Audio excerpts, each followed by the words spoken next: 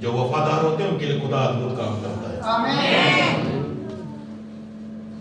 एक बार एक भाई, वो जट सिख से थे, उनके डैडी डीएसपी थे, रिटायर्ड डीएसपी थे। उनकी वाइफ ने प्रभु यीशु मसीह को अपना जीवन दिया।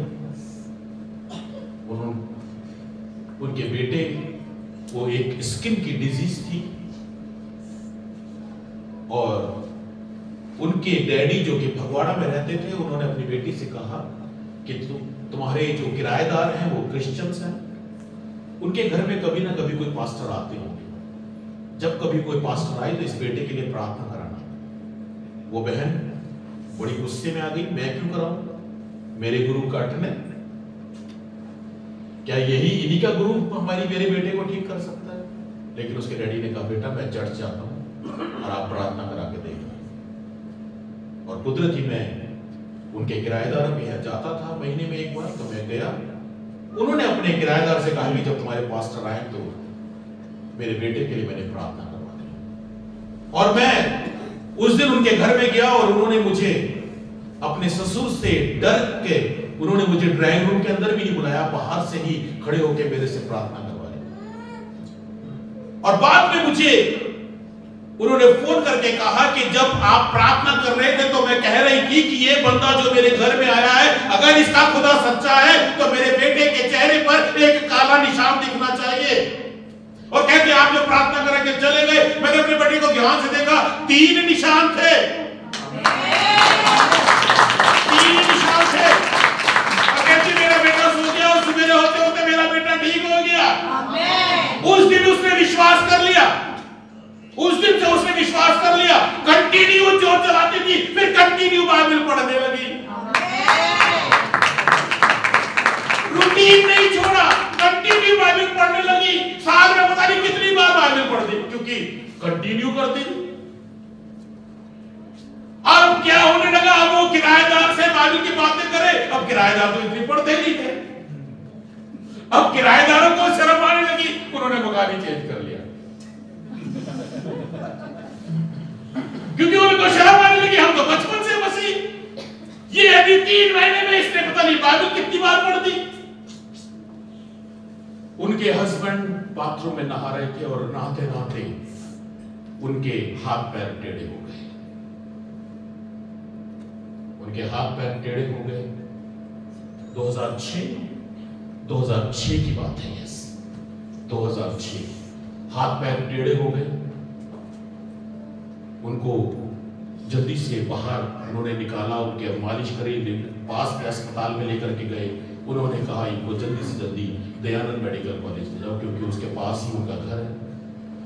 उनको डीएमसी में लेकर के गए, वो डीएमसी में एडमिट थे, प्राइवेट रूम में एडमिट थे। मैं भी उनसे कई बार मिलने के लिए गया, 4-5 बार मैं उनसे मिल करके आया। एक दिन मैं शाम को बाहर आया हुआ था और मैं मोगे से आगे मीटिंग के लिए आया हुआ था, तो शाम के समय मुझे अचानक फोन आया।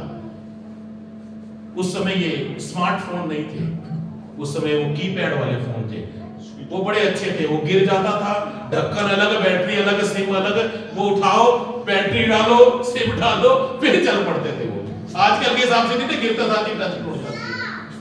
वो बड़े अच्छे फोन थे, तो उस समय कीपैड वाले फोन चला करते थे।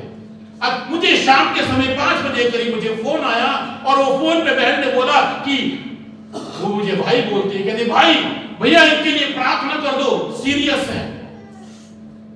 मैंने कहा इनके कान के पास फोन रख दो, और मैं प्रार्थना कर रहा था तो एकदम से खड़ाक से आवाज आई फोन के अंदर और फोन बंद हो गया। मैंने पूरी प्रार्थना करी और उसके बाद में फोन मिलाता रहा, फोन नहीं मिला, फोन बंद हो गया था। बहुत देर तक मैं मिलाता रहा, फोन नहीं मिला। उसके बाद में मैं वापस आया, लुधियाना आया।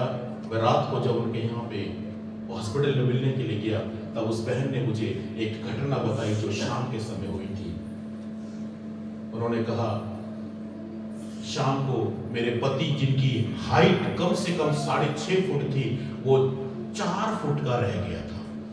उनकी बॉडी श्रिंक हो गई थी, 6 इंच जुबान बाहर निकल गई थी, आंखें उल्टी हो गई थी। 15 डॉक्टर्स कहती हमारे कमरे के अंदर आकर कैसे खड़े हुए थे। कहती मैंने अपने बेटे से कहा पापा नहीं रहे। कहती मेरे बेटे ने कहा मम्मा ऐसे कैसे हो सकता है, भैया को फोन मिलाओ। और कहती जब मैंने वो फोन आपको मिलाया, आपने कहा भाई के पास रख दो। कहती मैंने तकिए के पास रख दिया और एकदम से जब वो फोन के अंदर से प्रार्थना हो रही थी, वो उसकी बॉडी खींची और एकदम से वो बॉडी सीधी हो गई। और जब सीधी हो गई उसके बाद आंखें सीधी हो गई, और जब आंखें सीधी हो गई जुबान अंदर गई, और जब जुबान अंदर गई तो अंदर से एक जोरदार ऑरेंज कलर का पानी निकला, और इतनी तेजी से निकला जितने डॉक्टर खड़े थे उनके सबके एप्रन खराब हो गए, व्हाइट कोट खराब हो गए। और वो डॉक्टर देख रहे थे और आगे गए। उन्होंने पेशेंट को, क्योंकि मॉनिटर की लाइट ऐसे हो चुकी थी, सीधी हो चुकी थी, उन्होंने फटाफट पेशेंट को ठीक किया।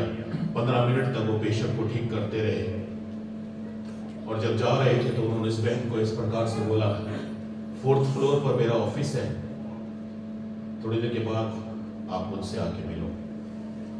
और वो बहन ने अपने बेटे से कहा लगता है पापा को कोई सीरियस ही बीमारी है, तभी डॉक्टर ने मुझे अकेले में बुलाया है। करीब आधे घंटे के बाद में जब सब कुछ ठीक हो गया, वो बहन 4th फ्लोर पे गई। वहां पे एक पीएन बैठा हुआ था, उसने बताया कि मुझे डॉक्टर साहब से मिलना है। वो पीएन ने कहा वो 15 डॉक्टर आपका अंदर इंतजार कर रहे हैं। जब ये वहां पे गई तो वो सीनियर डॉक्टर ने इस बहन को कहा कुर्सी पर बैठो। जब वो कुर्सी पर बैठी तो डॉक्टर ने पहला सवाल ये पूछा, वो फोन कहाँ किया था, आपने फोन कहाँ किया था? ये बहन डर गई कि मैंने वो फोन अपने चर्च के पास्टर को किया था। मैं उन्हें भाई बोलती हूँ, मैं यीशु को मानती हूँ, मैं जट सिख हूं लेकिन यीशु को मानती हूँ। डॉक्टर ने कहा मेरी बहन, हम तेरे पति के ऊपर चादर डालने के लिए खड़े हुए थे।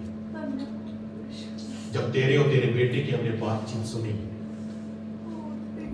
जब तेरे बेटे ने कहा भैया को फोन लगाओ, कहते हम भी इंसान है, हमने सोचा 2-3 मिनट के अंदर फोन हो जाएगा, बाद में इसके चादर डाल करके हम मोर्चरी में बॉडी भिजवाएंगे।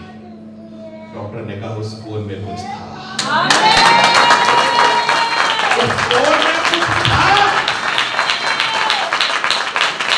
डॉक्टर ने कहा बीबी तेरा बंदा ऊपर मुड़ के आया है। तो बहन ने कहा यकीनन उस फोन में यीशु था, वो मेरा यीशु था। यस, जब आप परमेश्वर के साथ जुड़े रहते हैं, यकीन जानिए परमेश्वर ऊपर से भी नीचे भेज देता है। वो सब कुछ कर सकता है।